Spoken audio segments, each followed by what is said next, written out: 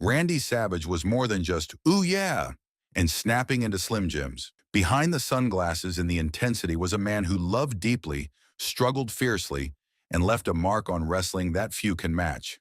Let's talk about the real Randy Savage. Born Randy Mario Poffo on November 15, 1952, Savage was more than just a wrestler.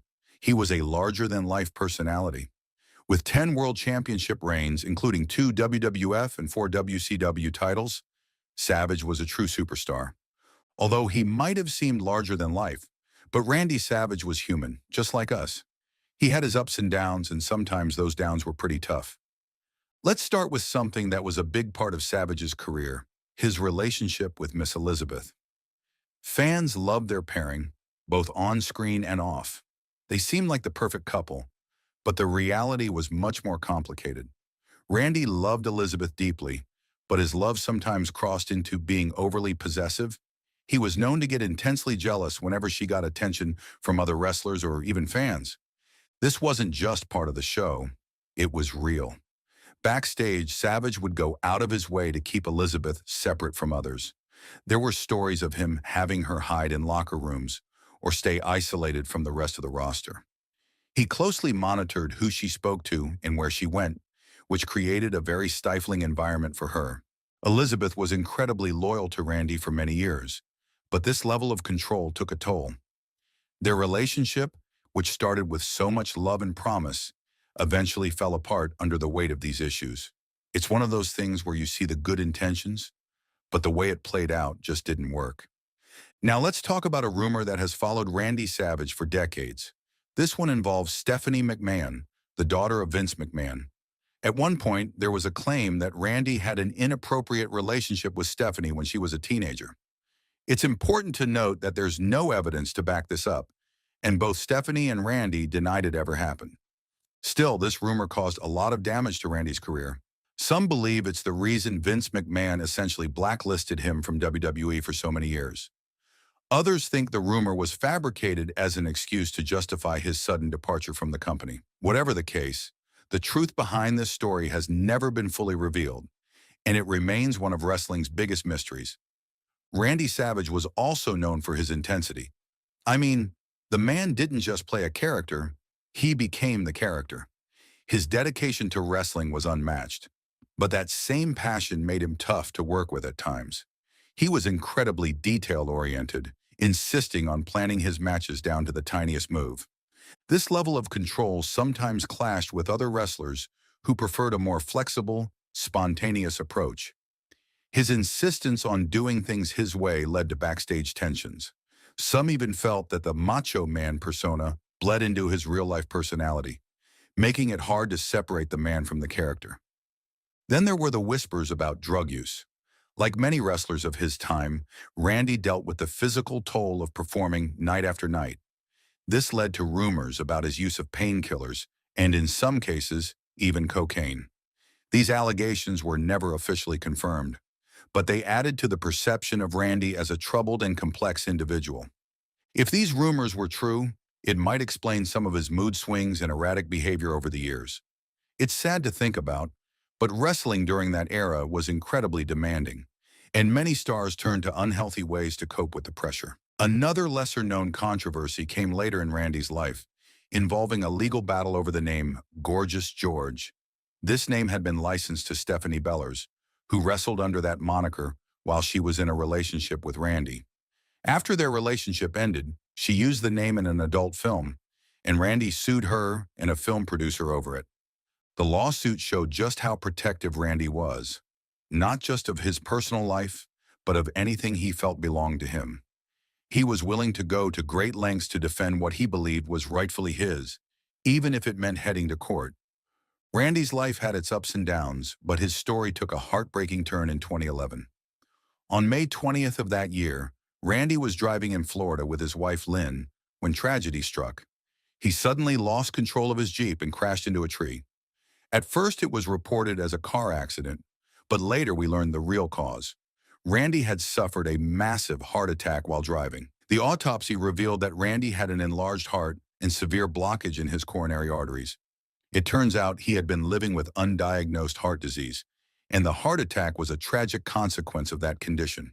He was just 58 years old. Randy's death was a shock to everyone, fans, fellow wrestlers, and his loved ones.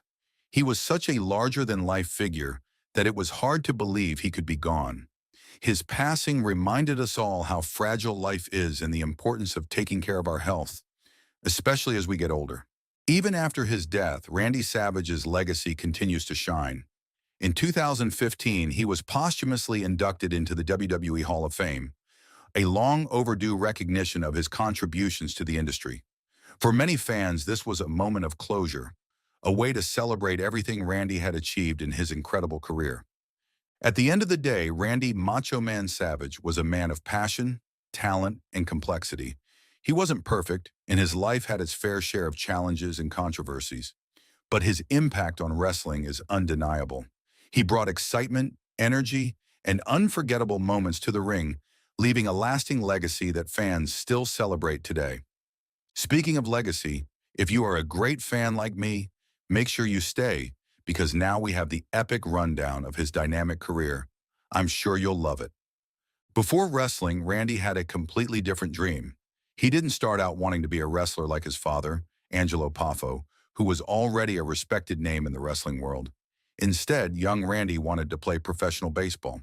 He was an incredible athlete and spent years in the minor leagues, hoping to make it to the big leagues. But when a shoulder injury made that dream harder to achieve, Randy started thinking about a new path.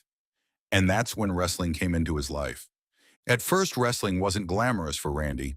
He wrestled in small, regional promotions, places where wrestlers worked hard to build their names. Randy didn't step into the ring as the Macho Man right away. He wrestled under his real name, Randy Poffo, but something didn't quite fit. He needed a persona, something larger than life that matched his intense energy. That's when the name Macho Man came into the picture, inspired by his wild, high-energy style. The name was perfect, and Randy leaned into the character. He wasn't just a wrestler, he became a showman. He created a look with flashy outfits, sunglasses, and brightly colored robes. He developed the deep, growling voice and the catchphrases like, "Oh yeah," that fans couldn't get enough of. Randy was no longer just a wrestler. He was someone people couldn't take their eyes off. By the mid-1980s, Randy Savage was starting to make a name for himself in the wrestling world. His talent and charisma caught the attention of the World Wrestling Federation, WWF, now WWE, and in 1985 he joined the company. From the very beginning, it was clear Randy wasn't going to be just another wrestler. His WWF debut was a huge deal. He came in as a free agent, and the storyline was that every manager in the company wanted to represent him. But Randy made a surprising choice. He introduced Miss Elizabeth as his manager. Elizabeth wasn't just a manager, she was his real-life wife. Together, they became one of the most iconic duos in wrestling history. Fans loved Randy and Elizabeth. She was calm, graceful, and elegant, the perfect counterbalance to Randy's wild, unpredictable energy. Their partnership added something special to Randy's character, and fans were hooked from the start. Randy's climb to the top of the WWF was quick. In 1986, he won the Intercontinental Championship by defeating Tito Santana. This was more than just a title win. It was Randy's moment to prove he was a star. And boy, did he prove it. One of his greatest matches came at WrestleMania III in 1987 when he faced Ricky the Dragon Steamboat. This match is still considered one of the best in wrestling history. Every move, every moment was perfectly executed. The crowd was on the edge of their seats, and even though Randy lost the match, he left as a bigger star than ever. A year later, Randy reached the pinnacle of his career. At WrestleMania IV, he won the WWF World Heavyweight Championship in an epic tournament, defeating 4 opponents in one night. When Randy stood in the ring with the championship belt and Elizabeth by his side, it became one of the most iconic moments in wrestling history. As champion, Randy carried the WWF on his shoulders. He had legendary rivalries with stars like Hulk Hogan and The Ultimate Warrior. His storyline with Hogan, where the two formed the Mega Powers tag team before eventually becoming bitter enemies, was one of the most memorable storylines of that era. But as successful as Randy was, his career wasn't without challenges. By the early 1990s, things started to change. Randy's real-life marriage to Miss Elizabeth was falling apart, which added strain to their on-screen partnership. Around the same time, the WWF was shifting its focus to younger stars like Bret Hart and Shawn Michaels. Randy, who had been one of the top stars for years, found himself being moved out of the spotlight. It wasn't easy for Randy to step back. Wrestling wasn't just his job, it was his passion. But instead of being the main event, Randy was put into a commentator role, calling matches from ringside. While he was still a beloved figure, it was clear that his days as WWF's top star were over. In 1994, Randy made a surprising move. He left WWF and joined their biggest competitor, World Championship Wrestling, WCW. Fans were thrilled to see Randy back in action, and for a while it seemed like he had found a new home. In WCW, Randy had some incredible moments. He had rivalries with Ric Flair, Sting, and Diamond Dallas Page, and he even became part of the infamous New World Order NWO faction alongside Hulk Hogan. Randy's presence in WCW helped the company during its most successful years, but as the 1990s came to an end, WCW started to lose its momentum, and so did Randy's career. Age and injuries began to catch up with him, and by the early 2000s, Randy was wrestling less and less. His final matches didn't have the same magic as his earlier ones, but his legacy was already cemented. Even after stepping away from wrestling, Randy remained a pop culture icon. He appeared in commercials, TV shows, and movies. Who could forget his role as Bonesaw McGraw in Spider-Man? Fans still loved him, and his influence on the wrestling world was undeniable. But in 2011, tragedy struck. On May 20th, Randy suffered a heart attack while driving with his wife Lynn in Florida. He lost control of his car and crashed into a tree. Randy was only 58 years old. His death shocked the wrestling world. Fans, wrestlers, and friends mourned the loss of a true legend. But even in his passing, Randy's legacy lived on. In 2015, Randy was inducted into the WWE Hall of Fame, a long overdue recognition of his incredible career. His brother, Lanny Poffo, accepted the honor on his behalf, and fans celebrated the man who gave so much to the wrestling industry. Randy was more than just an athlete. He was an artist in the ring. His matches weren't just fights, they were stories. He could make you feel every move, every moment of struggle, and every victory. Wrestlers today still study his matches, learning from the way he combined athleticism, psychology, and showmanship. His influence didn't stop at wrestling. Randy was one of the first wrestlers to cross over into mainstream pop culture. From his famous Slim Jim commercials to his role as Bonesaw McGraw in Spider-Man, Randy became a household name even for people who didn't watch wrestling. His voice, his style, and his catchphrases are still recognized and celebrated. But perhaps the most important part of his legacy is the connection he made with fans. Randy gave everything he had to entertain. He wasn't just performing for a paycheck. He wanted to create moments that people would remember forever, and he succeeded. When Randy was inducted into the WWE Hall of Fame in 2015, it was a moment of celebration. Fans around the world came together to honor his career, his contributions, and his unforgettable character. Wrestlers who grew up watching him spoke about how much he inspired them, and it was clear that the Macho Man had left a permanent mark on the industry. Even now, over a decade after his passing, Randy Savage remains one of the most beloved figures in wrestling history. His matches are rewatched, his promos are quoted, and his energy continues to inspire. Randy's legacy isn't just about what he did in the ring, it's about the passion and excitement he brought to the world. He wasn't perfect, none of us are, but what he gave to the wrestling world is something few could match. He entertained millions, inspired countless wrestlers, and left behind memories that will last forever. Thank you for joining me on this journey through the life and career of the Macho Man. If you enjoyed this video, don't forget to like, comment, and subscribe for more stories about wrestling's greatest legends. Let's keep celebrating the icons who made wrestling the incredible spectacle we all love. And as Randy himself would say, oh yeah.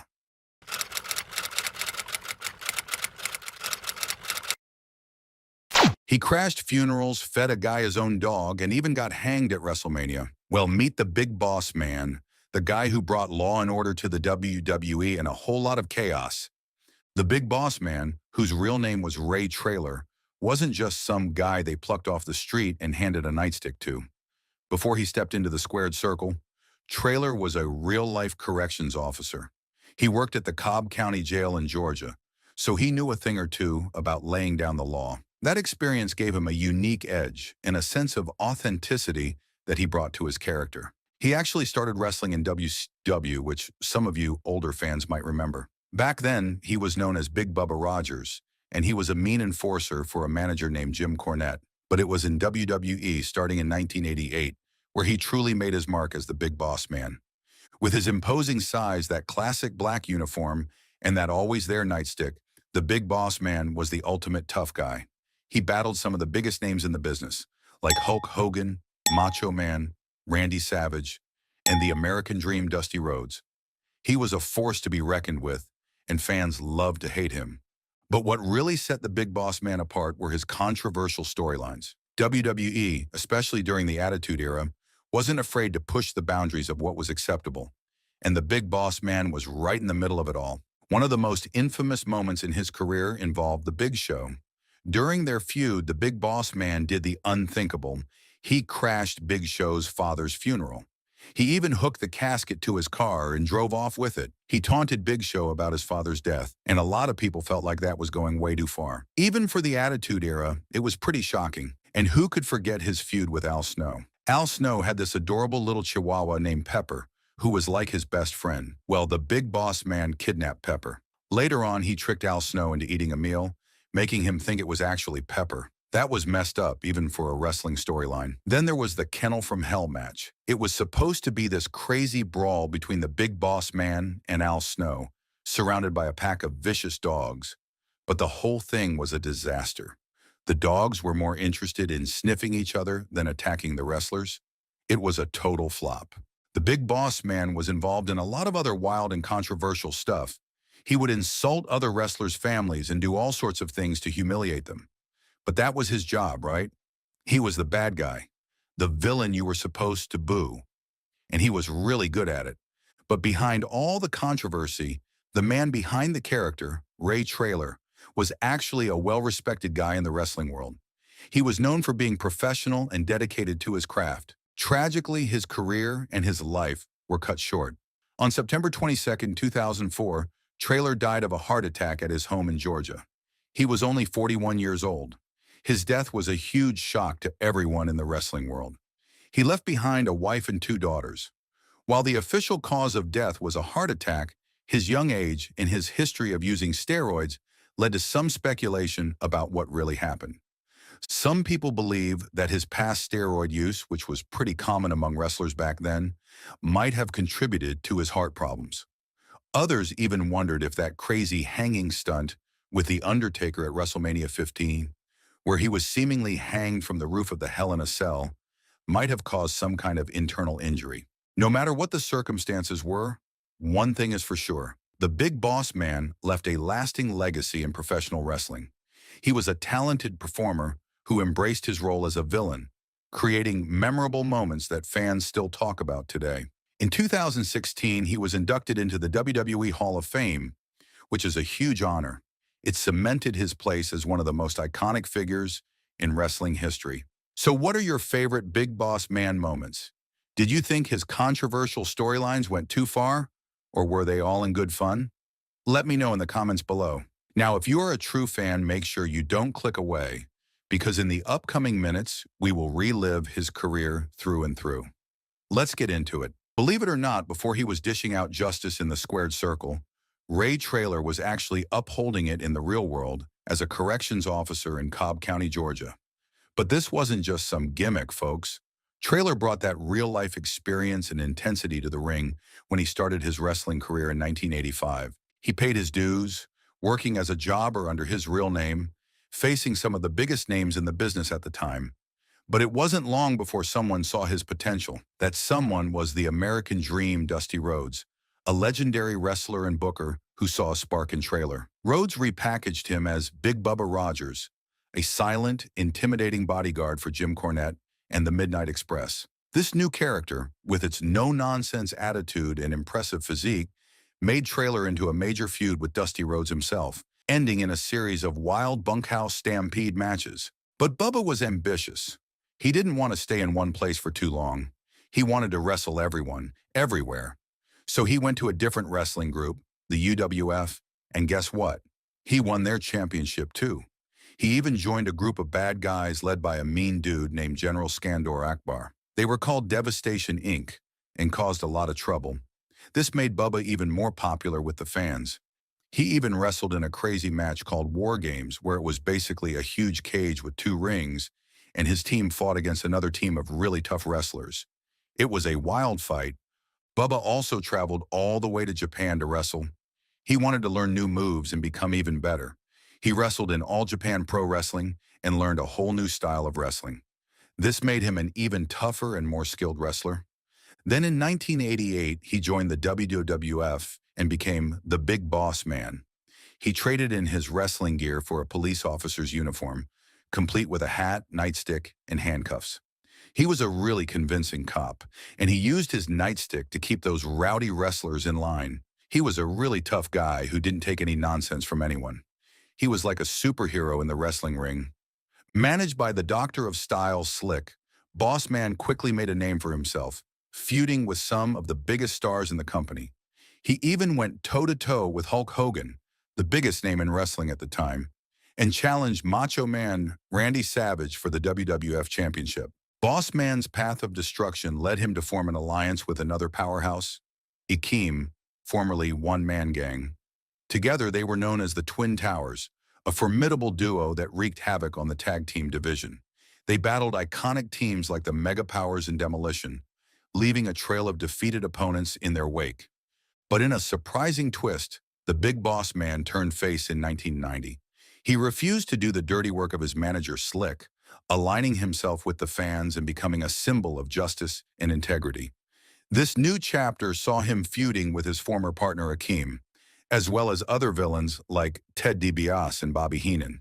His new persona was cemented by his iconic entrance music, Hard Times, performed by Jimmy Jamison of Survivor. This catchy tune became synonymous with the Big Boss Man and his fight for what's right. His new journey started in WCW in 1996. He joined a really weird group called the Dungeon of Doom. Imagine a bunch of guys with spooky costumes trying to take over wrestling. He even fought with other members like John Tenta, who wrestled as Shark, and Glacier, who was like a ninja. But Trailer didn't like playing the bad guy with them for long. By the end of the year, he switched sides and joined the NWO, which was like the coolest group in wrestling at the time. They were like the rebels of wrestling, always causing trouble. Unfortunately, his time in the NWO didn't last. He got injured and was actually fired while he was recovering. Can you believe that? He came back to WCW, this time using his real name, Ray Traylor, and teamed up with the Steiner brothers to fight against the NWO. But guess what? He got betrayed again. Scott Steiner, one of the brothers, decided to join the NWO himself. After losing a tough match to Goldberg, Traylor left WCW and went back to WWE. This time, he returned as the Big Boss Man, but with a new, tougher look. He traded in his blue police shirt for a black SWAT team outfit and became the bodyguard for the Big Boss himself, Vince McMahon. He fought against huge stars like Stone Cold Steve Austin and D-Generation X. He even won championships, including the tag team titles with Ken Shamrock and the Hardcore Championship a few times. One of his most famous matches was against The Undertaker at WrestleMania 15. It was a Hell in a Cell match where they fought inside a giant cage. The Undertaker won, and then they did this crazy thing where they pretended to hang the Big Boss Man from the top of the cage. It was pretty shocking to see. He also had a really weird feud with Al Snow, who carried around a pet chihuahua named Pepper. They even had a match called the Kennel from Hell that was supposed to be full of vicious attack dogs. But the dogs were more sleepy than scary. Boss Man even fought with Big Show over the WWE Championship. In one of the most controversial moments, Boss Man interrupted Big Show's father's funeral and stole the casket. They had a big match at Armageddon 1999 where Big Show won. After that, Boss Man teamed up with another wrestler for a bit, but it didn't last long. He eventually left WWE in 2003. He wrestled a few more times after that, but then pretty much retired from wrestling. On June 20th, Trailer teamed up with Greg Valentine in a match against Jim Duggan and Tonga Kid at a Christian wrestling event organized by Ted DiBiase in Arizona. Although his team lost, it was a rare and cherished appearance for fans. Later that year, Trailer traveled to Japan to compete in the International Wrestling Association, IWA. He participated in a tournament for the vacant IWA World Heavyweight Championship. Trailer made it to the finals after defeating Freddy Krueger, but lost to Jim Duggan in the championship match. These matches marked the end of a legendary career. Outside of wrestling, Ray Trailer was a family man at heart. He was married to Angela, his childhood sweetheart, and together they had two daughters, Lacey Abilene and Megan Cheyenne. Trailer's life wasn't without challenges. In 2002, he had a serious motorcycle accident after hitting a deer. He suffered significant injuries and spent a year recovering. Around the same time, the death of his close friend and fellow wrestler Curt Hennig deeply affected him. In 2004, Trailer tried his hand at politics, running for commission chairman in Paulding County, Georgia. Although his campaign was unsuccessful, it showed his dedication to his community. He also owned a storage business, RWT Enterprises, in Dallas, Georgia. On September 22, 2004, Ray Trailer passed away from a heart attack at his home in Dallas, Georgia. That evening, he and his family were visiting his sister. While his daughters played upstairs and his wife briefly left the room, Trailer was found unresponsive on the sofa. He was only 41 years old. The news shocked the wrestling world. Tributes poured in from fans and fellow wrestlers, honoring the man who had left such a lasting mark on the sport. In the end, all we can say is that Ray Trailer, known to fans as Big Boss Man, left a legacy that stretches far beyond the wrestling ring. Throughout his career, he portrayed a tough but honorable character who resonated with audiences worldwide. Whether he was enforcing the rules, battling top stars, or engaging in unforgettable storylines, he always gave his best to entertain the fans. Trailer's versatility as a performer set him apart. He could be a menacing heel or a heroic face, seamlessly adapting to any role. His matches in both WCW and WWFE showed his athleticism, charisma, and dedication to his craft. Off the screen, Trailer was equally admired. He was known as a kind and humble man who loved his family and cared deeply for his community. His loyalty to his roots in Dallas, Georgia, and his efforts to give back, whether through local politics or mentoring young wrestlers, added another layer to his legacy. In 2016, his posthumous induction into the WWE Hall of Fame solidified his place in wrestling history.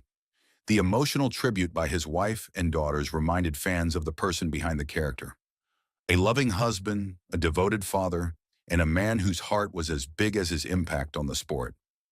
Big Boss Man's legacy lives on in the memories of fans, the stories shared by his peers, and the moments that continue to inspire new generations of wrestling enthusiasts. And that wraps up our look at the incredible life and career of Big Boss Man. From his early days enforcing the law in the ring to his unforgettable rivalries and storylines, Ray Trailer's journey in professional wrestling is one of resilience, versatility, and heart. Big Boss Man wasn't just a character. He was a performer who gave everything he had to entertain millions of fans around the world. His impact goes beyond his matches. It's in the moments that made us laugh, cheer, and even cry. Whether it was his wild feuds, his larger-than-life persona, or his dedication to his craft, Big Boss Man left a mark that will never fade. We'd love to hear from you. What's your favorite Big Boss Man moment? Was it his time in WCW, his epic feuds in WWE, or something else that stands out? Let us know in the comments below. If you enjoyed this video, make sure to give it a thumbs up and share it with fellow wrestling fans. Don't forget to hit that subscribe button and turn on notifications so you never miss another deep dive into wrestling history. Thanks for watching and being part of our community. Stay tuned for more stories about the legends who shaped wrestling as we know it. Until next time, take care, stay safe, and keep the spirit of wrestling alive. From orphan to wrestling champion, Stan Stasiak's life was no walk in the park. This guy fought his way to the top, facing off against legends like Bruno Sammartino, and then in the end, faced a terrible tragedy. Let's learn about the man behind the muscle, Stan, the Man. Stasiak was an epic name in the world of professional wrestling. He battled his way to the top, even winning the WWF Championship in 1973. Our man was a true powerhouse inside the ring, facing off against legends like Pedro Morales and Bruno Sammartino. But Stan's story starts long before he stepped into the wrestling ring. He had a really tough childhood. He was an orphan.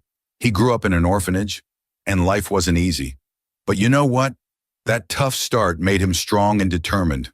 It taught him how to fight for what he wanted, and that helped him a lot when he became a wrestler. You see, Stasiak became a professional wrestler, and wow, was he strong. People called him a human tank because he was so powerful. But he wasn't just strong, he was also a very skilled wrestler. He knew all the right moves and how to use his strength to his advantage. In the 1960s, he traveled all over the place, wrestling for different groups and battling it out with some of the biggest names in the business, like the famous Bruno Sammartino. Things got really exciting when Stasiak joined the WWF. To give you more context, let's go back in time to December 1st, 1973. The place was packed. Madison Square Garden was full of screaming fans, and the energy was electric. Stasiak was facing Pedro Morales, who was the WWF champion at that time. They had an amazing match, both wrestlers giving it their all. But then something crazy happened. Stasiak made a lethal move, and most people thought he got more aggressive than he should have. Suddenly, the referee declared Stasiak was the winner, and there was too much confusion around. Can you imagine the reaction? The crowd went absolutely wild. They thought Stasiak cheated to win, or maybe the whole thing was planned that way. It caused a huge controversy, and it kind of overshadowed Stasiak's big win. Some people said he didn't deserve to be champion, while others thought he was just playing the bad guy role really well. This controversy followed Stasiak wherever he went. Now let's move to a more lukewarm controversy. Stasiak was known for being a stiff wrestler. What does that mean? Well, back in those days, wrestling was all about making the fights look real. But Stasiak sometimes took it a bit too far. He would wrestle really hard, and sometimes he would accidentally hurt the other wrestlers. There were stories about Stasiak getting into arguments with other wrestlers backstage because they were mad at him for being too rough. We don't know if all those stories are true, but they definitely made Stasiak seem like a tough guy to get along with. Even though he won the championship in 1973, Stasiak's time at the top didn't last very long. He lost the title back to Bruno Sammartino only 9 days later. And then something even stranger happened. He suddenly left the WWF. Nobody really knows why he left. Did he get fired? Did he quit because he was upset? Did he have a big fight with the bosses? It's a total mystery. He kept wrestling for other groups, but he never reached the same level of fame that he had in the WWF. Even though his wrestling career was full of ups and downs, Stasiak had a family that he loved. He got married and had a son named Sean. And guess what? Sean followed in his dad's footsteps and became a wrestler too. Sadly, he passed away on June 19, 1997. He was only 60 years old. He was in the hospital in Portland, Oregon, hoping to get a heart transplant, but unfortunately, he didn't make it. He had been having a tough time with his health for a while. His heart wasn't strong enough to pump blood properly, which made him very sick. It's like his body was filling up with water he couldn't get rid of. In the end, that's what caused him to die. Even though everyone knew him as this super tough wrestler, he wasn't invincible. As he got older, his body just couldn't keep up anymore. It's a sad reminder that even the strongest people can get sick. When he died, the whole wrestling world felt it. He was a champion wrestler, and even though some people didn't always like the way he did things, he was a big deal in the sport. Now for all the real fans, here is a quick rundown of his epic career. After all, his legacy is worth reliving. Stan kicked off his wrestling career back in 1958 after training in Montreal. He started out wrestling under the name Emile Coverley in Calgary and even made it to the iconic Maple Leaf Gardens in Toronto, where he squared off against Gino Marella, better known later as Gorilla Monsoon. By 1960, Stan had moved on to wrestling in St. Louis, where he adopted the name Stan Stasiak, honoring another wrestler who had passed away. This marked a turning point in his career. In 1961, he juggled matches in Canada and St. Louis and snagged his first championship, the NWA International Tag Team Championship, teaming up with Man Mountain Campbell.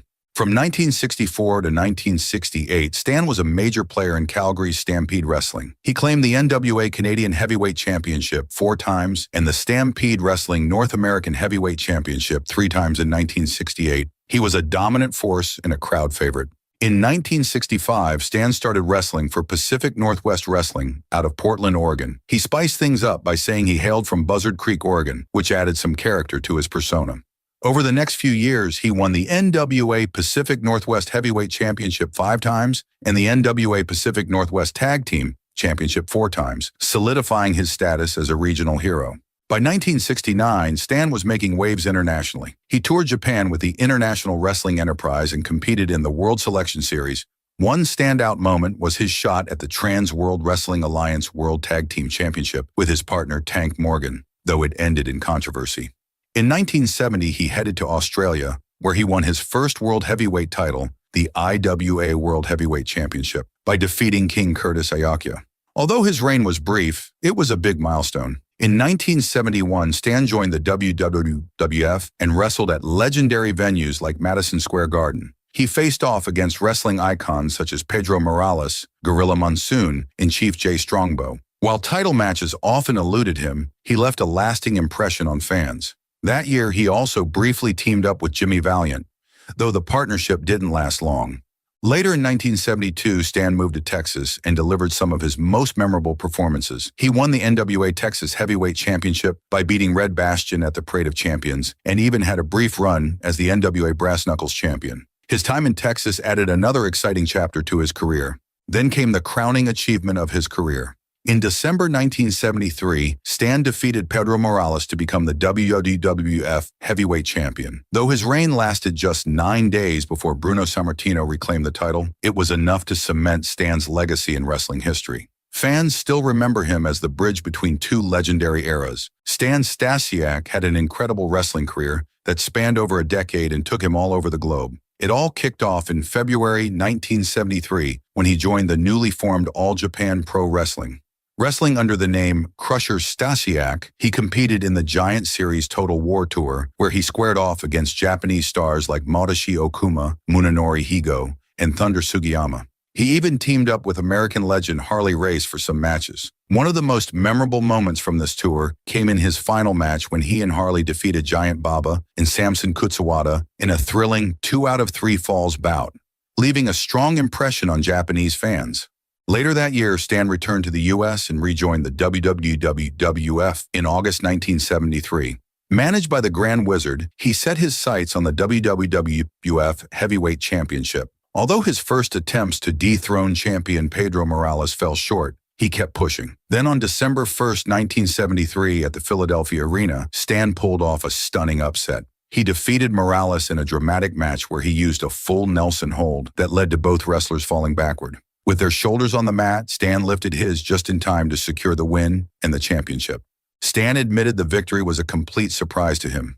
Sitting in the locker room before the match, he expected the usual pre-match briefing, only to be told he'd be walking out as the new champion. His reign, however, was short-lived. Just 9 days later, on December 10, 1973, he lost the title to Bruno Sammartino at Madison Square Garden. Stan's time as champion was meant to bridge the gap between Morales and Sammartino without having them face off directly. Despite the brief stint, Stan always looked back on those 9 days as some of the happiest of his life. During his reign, he defended the title once, battling Chief Jay Strongbow to a no contest. Stan kept wrestling for the WWF until October 1974, taking part in high-profile matches, including a rematch with Sammartino. In April and May 1974, he returned to Japan, this time with New Japan Pro Wrestling. He joined their first-ever World League tournament, a major round-robin competition. On the opening day, he went head-to-head with Antonio Inoki in a match that ended in a time-limit draw. While Stan started strong and earned 5.5 points in the tournament, he didn't make it to the final rounds, which were ultimately won by Inoki, one of Japan's biggest wrestling icons.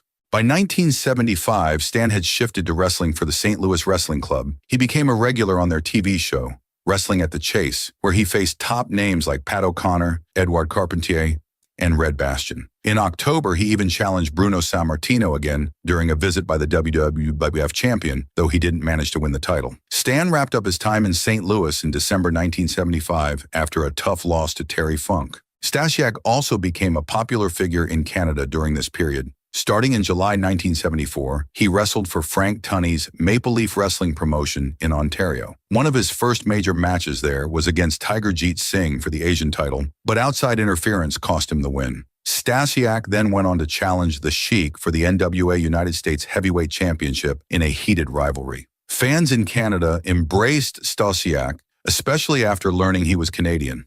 Over the years, he faced numerous top wrestlers, including Jack Briscoe, Terry Funk, superstar Billy Graham, and Nick Bockwinkel, in attempts to capture various world championships.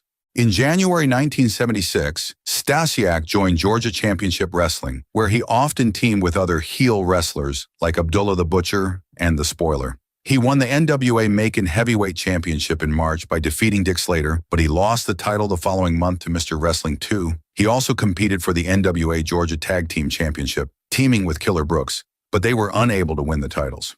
Stasiak left Georgia Championship Wrestling in October 1976. Stasiak returned to the WWF for another stint in late 1976. In his first match back, he challenged Bruno Sammartino at Madison Square Garden and won by countout. However, he lost a rematch in a Sicilian stretcher match the following month. During this time, he teamed with several partners to challenge for the WWF Tag Team Championship, but was unsuccessful. He continued to wrestle in the WWF through 1978, regularly facing opponents like Gorilla Monsoon, Ivan Putski, and Peter Maivia. He also challenged Bob Backlund for the WWF Heavyweight Championship in 1978, but did not win the title. Stasiak left the promotion for good in March 1979. In 1979, Stasiak returned to Japan for another tour with New Japan Pro Wrestling as part of the Big Fight series. His matches included bouts against stars like Antonio Inoki, Tatsumi Fujinami, and Riki Choshu. He also teamed with Canadian wrestler Tiger Jeet Singh and Japanese wrestler Masa Saito during the tour. Stasiak's later career saw him return to the Pacific Northwest, where he became a mainstay in the regional wrestling scene. He won the NWA Pacific Northwest Heavyweight Championship twice more, and the NWA Pacific Northwest Tag Team Championship 4 times. In addition to wrestling, he worked as a commentator and photographer for the promotion. In the early 1980s, Stasiak also competed in Texas, where he won the NWA Texas Tag Team Championship and the NWA Brass Knuckles Championship. He officially retired from professional wrestling in 1984. After retiring, Stasiak worked various jobs. He was a car salesman in Oregon and later a security guard in Toronto. As his health began to decline, he returned to Oregon in 1994. Stasiak's contributions to wrestling were recognized with his induction into the Stampede Wrestling Hall of Fame in 1995.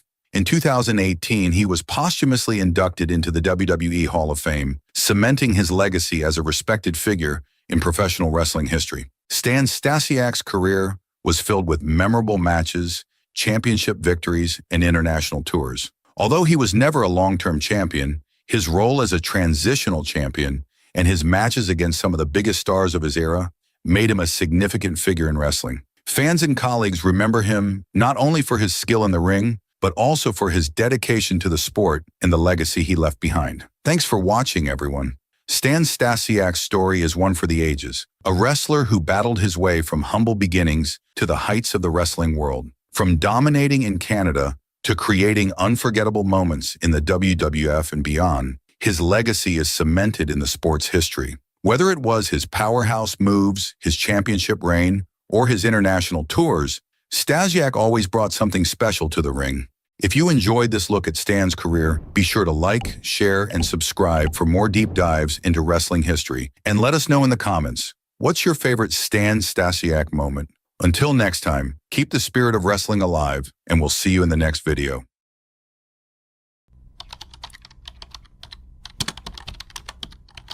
I'll never forget the first time I saw Bam Bam Bigelow.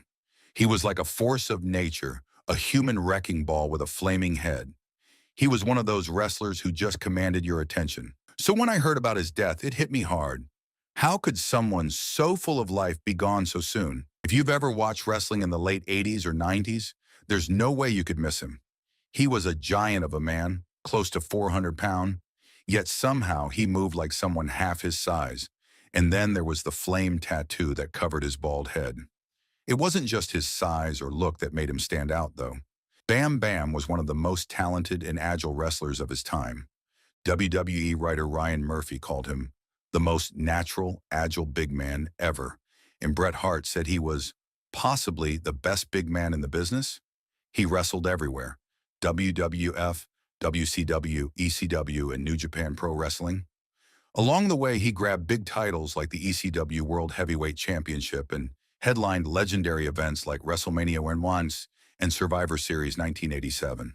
Bam Bam wasn't just a wrestler, he was an icon. But like so many in the industry, his story wasn't all bright lights and roaring crowds. Behind the scenes, he faced some serious challenges that shaped both his life and his legacy. Bam Bam Bigelow was a true standout. He was a big guy who could pull off moves that most heavyweights wouldn't even attempt. He could fly off the top rope, do cartwheels, and mix it up with just about anyone in the ring. Fans loved him for his unique style and his larger-than-life presence. But being a wrestler, especially one with such a physical style, isn't easy on the body. Bam Bam's career was full of high-impact moments that wowed the crowd, but they came at a steep cost. He suffered a lot of injuries over the years, and the pain from those injuries became a constant part of his life. To cope with that pain, Bam Bam turned to painkillers.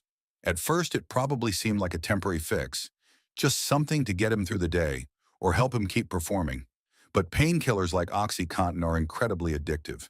And for Bam Bam, what started as a way to manage his injuries turned into something much bigger. He developed a full-blown addiction that he struggled with for years.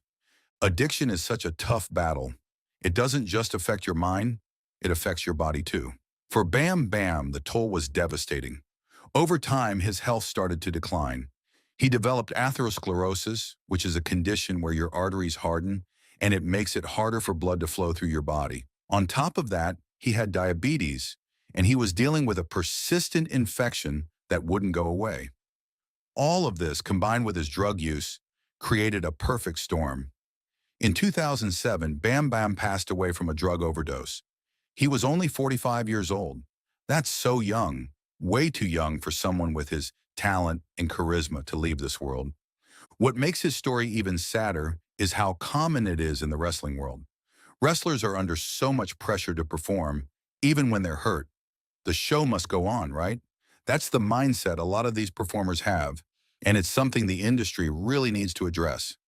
Now, aside from his struggles with addiction, there's another part of Bam Bam's story that's not talked about as much: his legal troubles. The details are a bit unclear, but we do know that he had multiple arrests during his life. One of the more notable incidents involved a 6-month stint in a Mexico City jail. We don't know the full story of what led to that, and honestly, it feels like a lot of that part of his life has been lost to time. But it does hint at a troubled past. And it's possible that some of those early challenges played a role in the struggles he faced later on. Bam Bam's career wasn't without its controversies either. One of the most talked about moments came in 1997 when he left ECW. At the time, he was their world heavyweight champion, and fans absolutely loved him. So when he suddenly left the company, it was a huge shock. There wasn't much of an explanation, and fans were left feeling betrayed. For a lot of people, it felt like he had turned his back on the company that had given him such a big platform. His departure also caused some tension behind the scenes, especially with ECW owner Paul Heyman and other wrestlers in the locker room. That controversy stuck with him for years and impacted how some fans and wrestlers remembered him. Another thing worth mentioning is the way Bam Bam was presented during his early WWF run. His Beast from the East gimmick made him stand out, but it also leaned into some racial stereotypes that were, unfortunately, pretty common in wrestling at the time. With his flame tattoos and his nickname, some people saw elements of his character as playing into certain Asian stereotypes. Now, to be fair, this was the late 80s and early 90s, a time when wrestling wasn't exactly known for being culturally sensitive. Bam Bam's gimmick wasn't as blatantly offensive as some others from that era, but looking back, it's easy to see how those elements might be viewed as problematic today.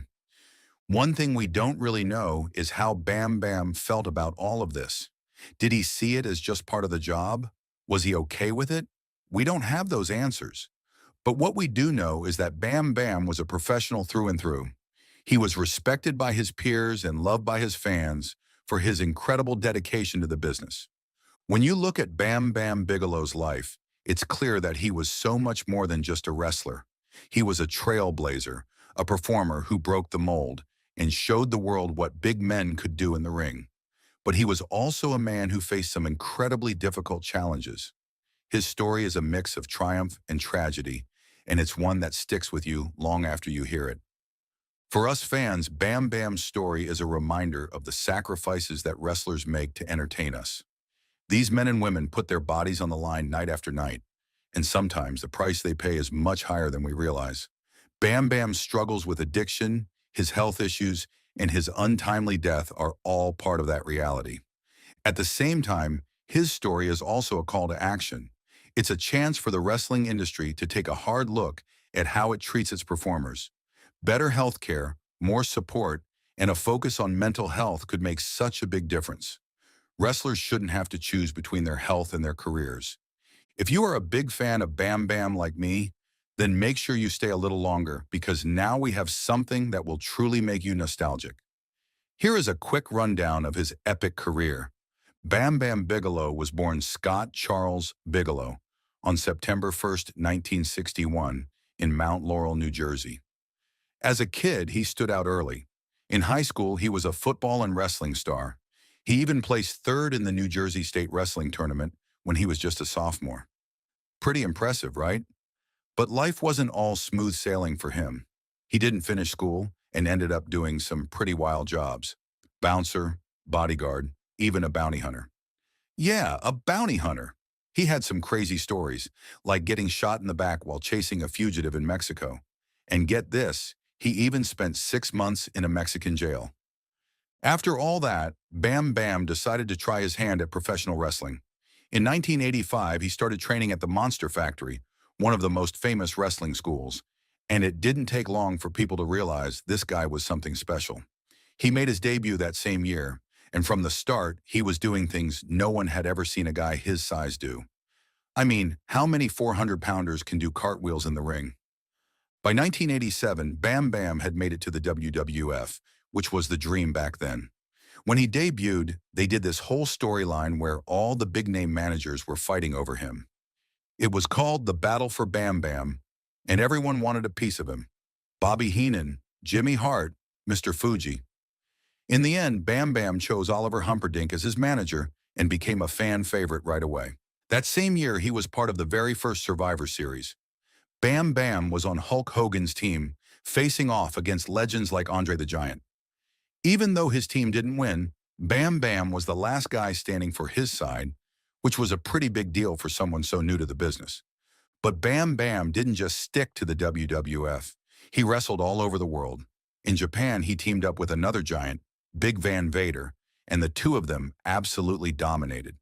They even won the IWGP Tag Team Championship, which is one of the most prestigious titles in Japanese wrestling.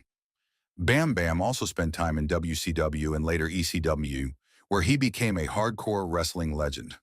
One of his most famous matches happened at WrestleMania 19 in 1995. The WWF brought in NFL superstar Lawrence Taylor for a match, and they needed someone to carry him and make the whole thing look good. Who better than Bam Bam? He faced Taylor in the main event, which was a huge deal. Even though Bam Bam lost, he made Taylor look like $1,000,000. The match got tons of attention from the media, Sports Illustrated, USA Today, even SportsCenter, and it showed just how good Bam Bam was at what he did. What made Bam Bam so unique was how he combined size, speed, and athleticism. He could do high-flying moves off the top rope, he could brawl, and he could outpace smaller guys in the ring. Bret Hart, one of the greatest wrestlers of all time, even said Bam Bam was possibly the best working big man in the business. That's a massive compliment coming from someone like Bret. But Bam Bam's career wasn't all smooth sailing. Wrestling is tough, on your body, your mind, and your relationships. Bam Bam dealt with injuries and backstage politics, and he didn't always get the recognition he deserved. In 1995, he left the WWF after some issues with other wrestlers behind the scenes. But he kept going, finding new ways to shine. In ECW, he had some of his most memorable matches. Hardcore wrestling was wild back then, and Bam Bam fit right in. One of his craziest moments was a match with Taz where they crashed through the ring during a suplex. Moments like that made him a legend in the hardcore wrestling scene. After WCW was bought by WWF in 2001, Bam Bam didn't join the new roster right away. Instead, he stayed under contract with Time Warner, which meant he wasn't wrestling much during that time. There was some buzz about him possibly joining the new promotion, TNA, in 2002, but his contract kept him out of action. Once his deal finally expired in mid-2002, Bam Bam made his way back to the wrestling scene, this time on the independent circuit. It was a change of pace, but Bam Bam was still a huge draw for fans. He wrestled mainly for smaller promotions in the Northeast, where he was already a fan favorite. He even went international, heading to Germany for the European wrestling promotion September 2002. That same year, he picked up a couple of heavyweight championships with USA Pro Wrestling, proving he still had what it took to be a top guy. By 2004, though, Bam Bam started to slow down. Years of wrestling, taking bumps, chair shots, and all kinds of punishment had taken a toll on his body. He announced he wasn't going to do any more dangerous stunts in the ring, focusing instead on matches that didn't risk further injuries. Even with those limits, fans loved seeing him whenever he stepped into the ring. His final match came on November 7, 2006, just a few months before his passing. He teamed up with Ralph Mosca in Florida for a promotion called American Combat Wrestling. Together, they won the ACW Tag Team Championship. It was a small but meaningful way to cap off an incredible career. Bam Bam wasn't just memorable for his wrestling skills, though those were legendary. He was known for his insane athleticism, especially for someone his size. At nearly 400 pounds, he could pull off moves you'd expect from a much smaller guy. Cartwheels, drop kicks, even moonsaults. It was wild to see, and fans couldn't get enough of it. Wrestling journalist Dave Meltzer once said Bam Bam was a phenomenon when he first came onto the scene, and that's exactly what he was. Then, of course, there was his look. Bam Bam was impossible to miss. The flame tattoo on his head, the goatee, the missing front tooth, it all added to his tough, edgy vibe. And his ring gear? It was covered in flames, matching the tattoo and giving him a signature look that nobody could copy. He looked like someone you didn't want to mess with, and that persona carried into how he wrestled. Bam Bam's finishing moves were just as memorable as his style. Early on, he used the nuclear splash, a diving splash that made fans' jaws drop. Later, he introduced moves like the slingshot splash and his iconic Greetings from Asbury Park, a reverse pile driver named after the Bruce Springsteen album. And when he pulled out a moonsault or diving headbutt, people couldn't believe a guy his size could move like that. But Bam Bam wasn't just about the moves or the look. He had this raw, punk-inspired energy that made him stand out even more. He had a no-nonsense vibe, but he also connected with fans because of his talent and work ethic. You knew that every time Bam Bam stepped into the ring, he was going to give it everything he had.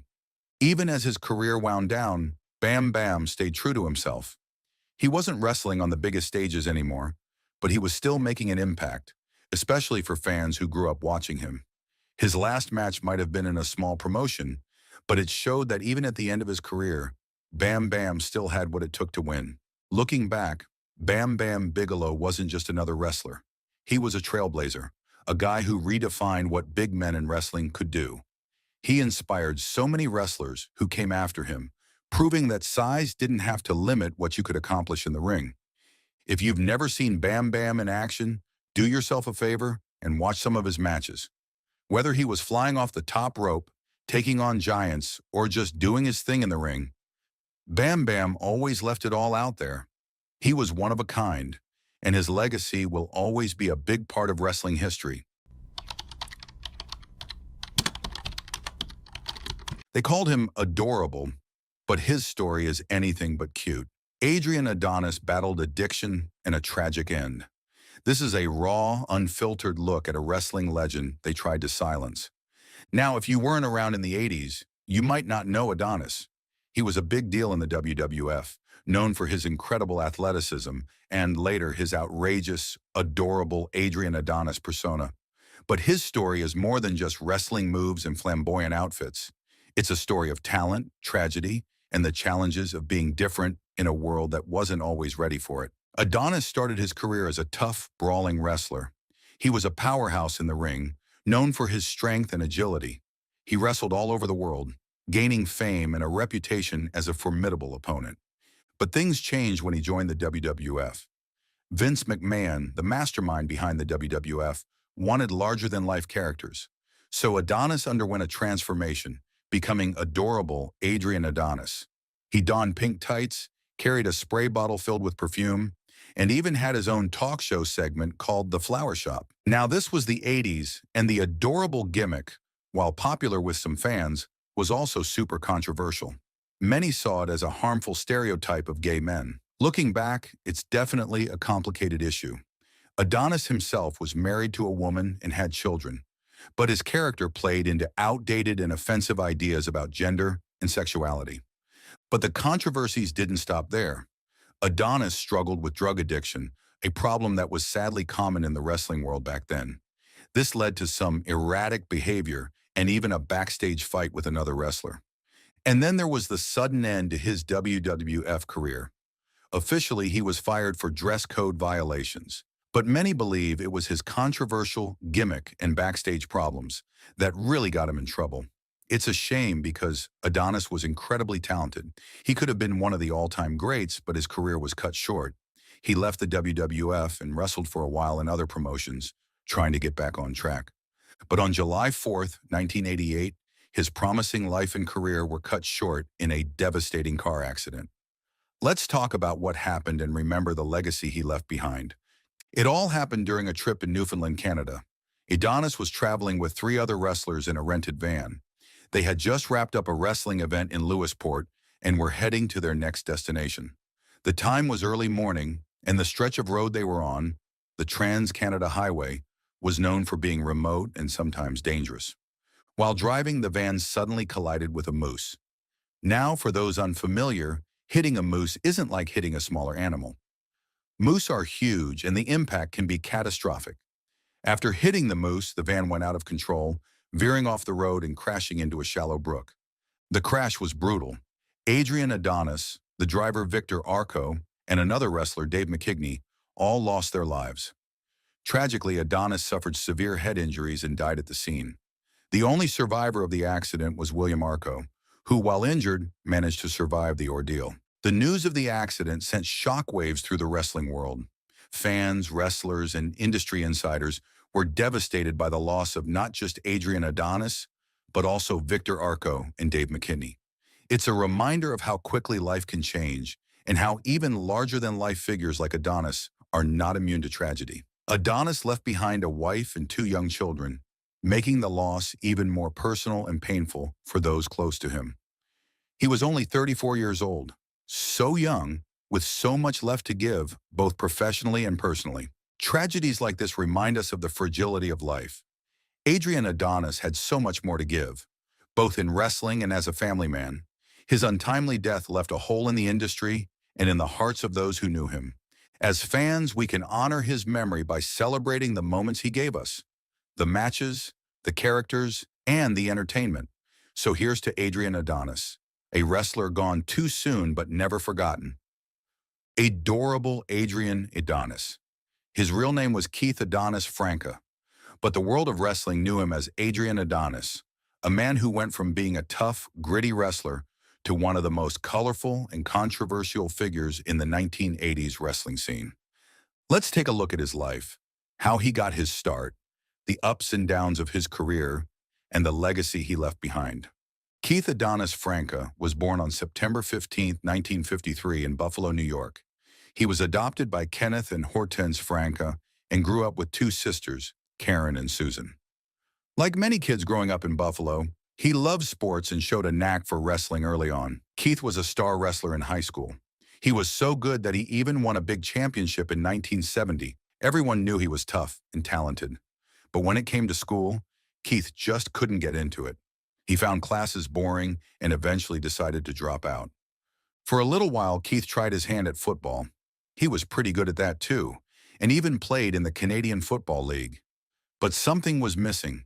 It just wasn't the right fit for him. Then Keith found what he was truly meant to do: professional wrestling. He started wrestling in 1974, using his real name. Like most new wrestlers, it took him some time to figure out who he wanted to be in the ring. He had to find his own style and personality. A few years later, he had a great idea. He decided to change his name to Adrian Adonis. And guess what? It totally worked. With a new name and a new attitude, Adrian became a famous wrestler. He joined the American Wrestling Association, where he met another wrestler named Jesse "The Body" Ventura. Adrian and Jesse were an awesome pair. They were complete opposites, which made them even more fun to watch. Jesse was from California and had a cool, laid-back style. Adrian was from the East Coast and was known for being tough and a bit of a troublemaker. Together, they became the East-West Connection and had many exciting matches. The East-West Connection became one of the top teams in the AWA and even won the AWA World Tag Team Championship. Fans loved their swagger, their teamwork, and their larger-than-life personalities. But like many partnerships in wrestling, it didn't last forever. Jesse Ventura's career was slowed by injuries, and Adonis had to move on. In the early 1980s, Adrian Adonis made his way to the World Wrestling Federation. Here he teamed up with Dick Murdoch to form another successful duo called the North-South Connection. As their name suggested, Adonis and Murdoch represented different styles and backgrounds. Murdoch with his Southern cowboy persona, and Adonis with his New York toughness. The pairing worked like magic. Together, they won the WWF Tag Team Championship and solidified their place as one of the top teams of the era. Adonis wasn't just a tag team specialist, though. He had the skills and personality to succeed as a solo wrestler, and soon he'd make a bold move that would change his career forever. In 1986, he surprised everyone by becoming adorable Adrian Adonis. Imagine a wrestler wearing pink outfits, bright makeup, and with colorful hair. It was a huge change from his tough guy image. Before this transformation, Adonis was already a star. He had been wrestling for years and was respected by fans for his abilities in the ring. He could compete with the best wrestlers around. In 1985, Adonis started experimenting with different styles. He briefly worked with a famous manager named Bobby the Brain Heenan. He even started using a new finishing move called the DDT. But this partnership didn't last. Soon he was traded to another manager, Jimmy Hart. Jimmy Hart wanted Adonis on his team, so he traded another wrestler, King Kong Bundy, to Bobby Heenan to get him. With Jimmy Hart by his side, Adonis's career took off. He entered a big wrestling tournament called the Wrestling Classic. He won his first match but lost in the next round. Even though he didn't win the whole thing, he impressed a lot of people. By 1986, Adonis was ready for a complete makeover. He became adorable Adrian Adonis, a character that no one could forget. He bleached his hair blonde and started wearing outrageous outfits. Think pink tights, leg warmers, scarves, and even dresses. He wasn't afraid to wear makeup and act silly. This new, flamboyant personality made him one of the most talked about wrestlers of the 80s. People loved to talk about how different he was. Some people loved it and some people hated it, but everyone was talking about it. He proved that wrestlers could be tough and entertaining at the same time. But then, Adonis decided to shake things up. He did a complete 180 with his image. He stopped lifting weights, ditched the tanning bed, and let himself go. He gained a lot of weight and his skin became pale. No more muscles and golden tan for Adonis. He became round and soft, looking more like a cuddly teddy bear than a wrestler. People were shocked by his transformation. But Adonis wasn't just about looks. He was a skilled wrestler, and he proved that his new appearance didn't slow him down one bit. He was just as quick and agile in the ring as he was before. He wrestled big names like Hulk Hogan and the Junkyard Dog, showing everyone that he was still a force to be reckoned with. Adonis also had a knack for stirring up drama. He started his own talk show called The Flower Shop, where he'd interview other wrestlers and poke fun at them. He loved to gossip, make snide comments, and generally get under people's skin. He even played a big role in starting a feud between two of the biggest wrestling stars at the time, Hulk Hogan and Paul Orndorff. Things got even more heated when another famous wrestler, Roddy Piper, returned from a break.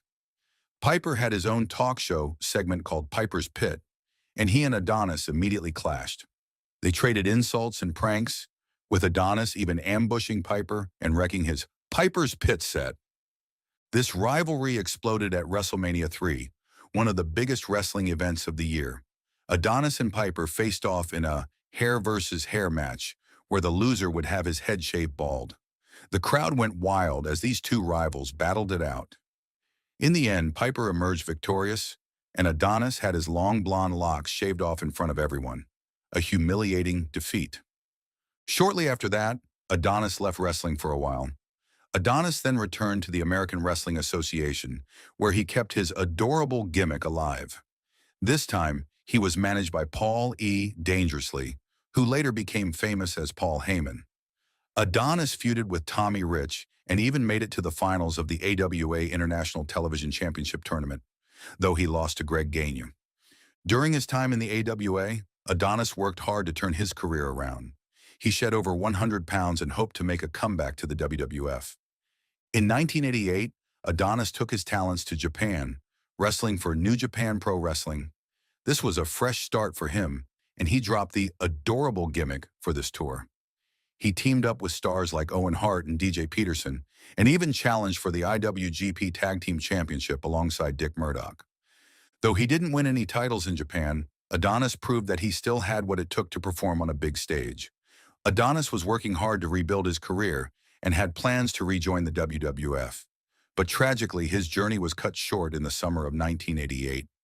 On July 4, 1988, Adonis was traveling in a minivan with fellow wrestlers Dave McKigney and twins William and Victor Arco in Newfoundland, Canada. While driving, Victor Arco, who was blinded by the setting sun, swerved to avoid a moose. The van plunged off a bridge into a creek below. The crash claimed the lives of Adonis, McKigney, and Victor Arco. William Arco was the sole survivor but suffered severe injuries. Adrian Adonis was just 33 years old. Adrian Adonis was more than just a wrestler. He was a showman, a trailblazer, and someone who left an indelible mark on the sport. His story reminds us of the incredible sacrifices wrestlers make, not just physically, but in how they dedicate their lives to entertaining the fans.